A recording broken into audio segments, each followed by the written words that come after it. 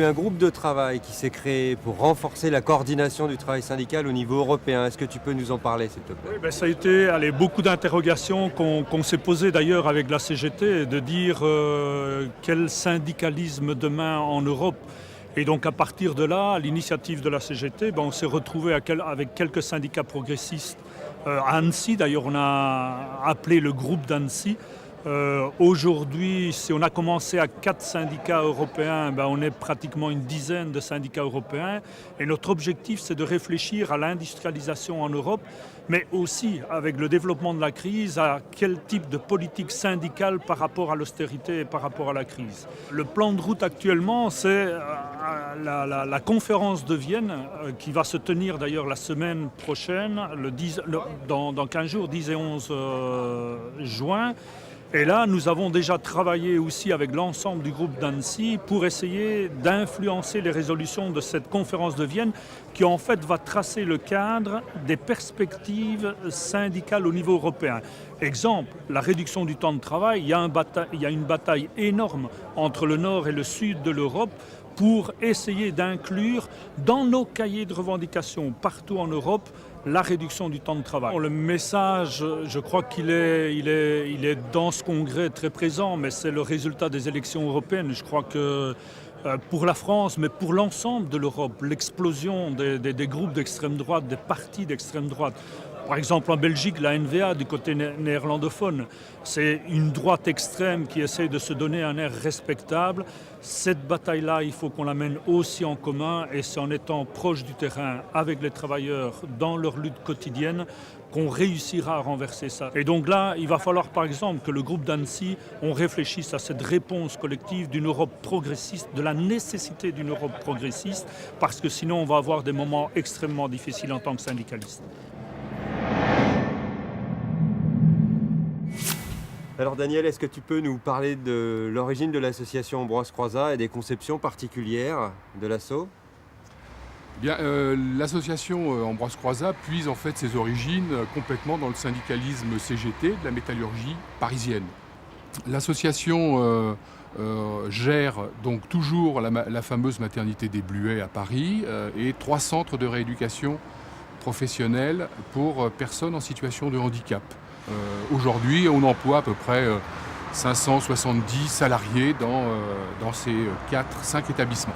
On a naturellement des ambitions de développement. Il ne s'agit pas de rester enfermé dans l'actuel périmètre de nos activités. On a besoin aujourd'hui, d'ailleurs toutes les associations qui ont des perspectives sont des associations qui vont s'en sortir. Voilà. La SNCF a signé un accord handicap avec les organisations syndicales de l'entreprise, SNCF, qui prévoit l'embauche de personnes en situation de handicap, 500 embauches si mes souvenirs sont bons, dans les 4 ou 5 ans qui viennent.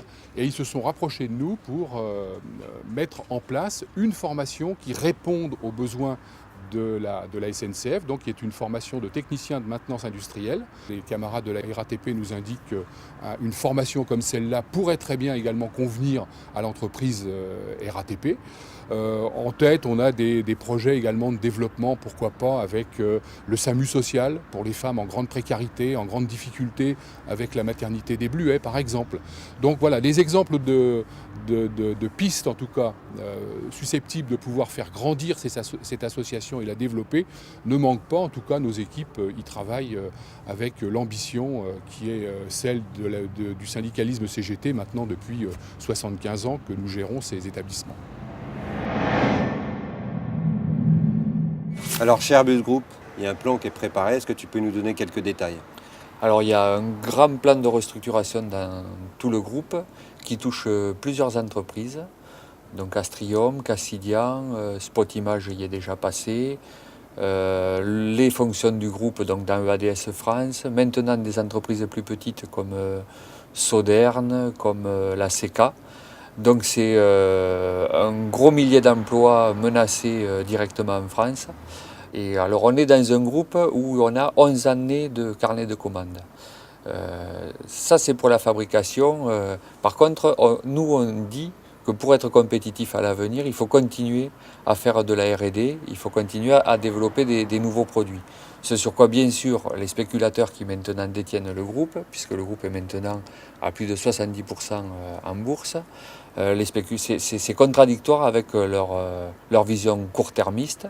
Donc notre inquiétude, elle n'est pas pour la production sur le court terme, mais sur la compétitivité de notre entreprise en termes industriels, en termes de positionnement industriel. Ça, c'est le premier point. Le deuxième point où on ne peut pas comprendre, c'est le positionnement du gouvernement qui, en effet, reste en partie actionnaire, mais est un client important du groupe et est aussi, par le biais des aides, un fort subventionneur de notre entreprise. Et donc, on ne comprend pas que toutes les exonérations, tous les allègements fiscaux ne servent pas à créer de l'emploi dans un secteur qui ne connaît pas la crise et dans un secteur qui est en plus stratégique pour la France et pour l'Europe.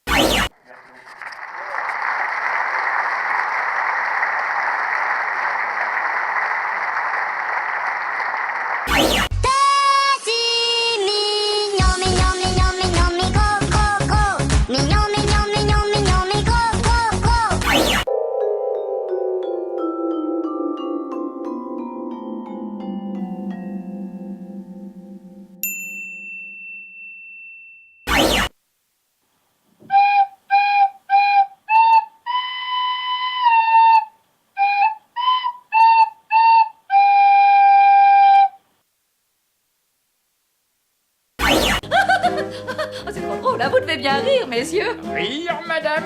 Nous, madame, dans notre métier, vous voulez rire, madame? Je rirai même plus, madame, dans ce métier, on ne rit pas. Nous vous saluons.